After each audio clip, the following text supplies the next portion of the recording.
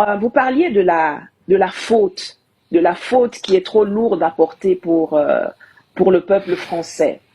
Vous savez, je remarque quand même que les Français acceptent beaucoup plus facilement de porter la faute euh, de la Shoah ou des collaborations qu'il y a eu avec la Shoah que celle de l'esclavage, de la colonisation ou de la néocolonisation qui a encore lieu, parce que vous en parlez comme si c'est il y a longtemps, mais nous on vous parle d'un système qui perdure jusqu'à ce jour dans beaucoup de pays de la zone. Donc, j'aime bien quand on vient nous dire, oh mais l'esclavage c'est vieux, oh mais la colonisation c'est passé, le néocolonialisme on passe ça sous silence, mais on nous dit pas la Shoah c'est vieux. On nous dit pas ça. Pour ça, là, c'est tout à fait normal de faire des mémorials, de construire des machins, de revenir chaque année et de se couvrir de la faute perpétuelle. Là, ça gêne pas. Mais pour l'Afrique, ça gêne.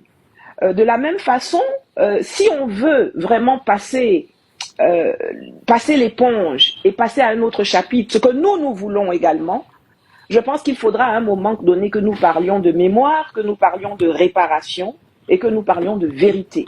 Parce qu'il ne saurait y avoir d'effacement des choses sans que la vérité ne soit dite et sans que les réparations ne soient faites. Il n'y a eu aucune difficulté à faire des réparations pour le peuple juif, comme ils disent.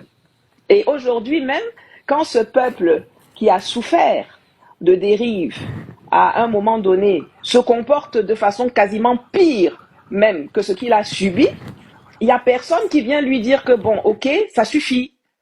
Parce, alors là, je vous ai perdu. Je sais pas, là, je vous entends de nouveau.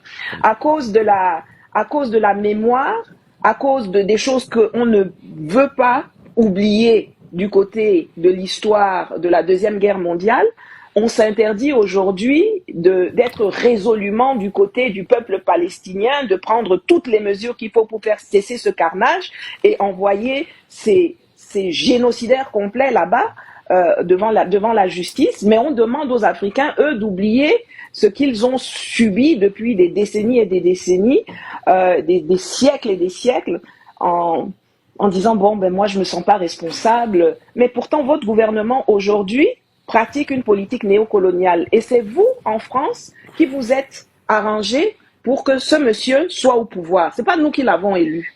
C'est les Français qui l'ont élu.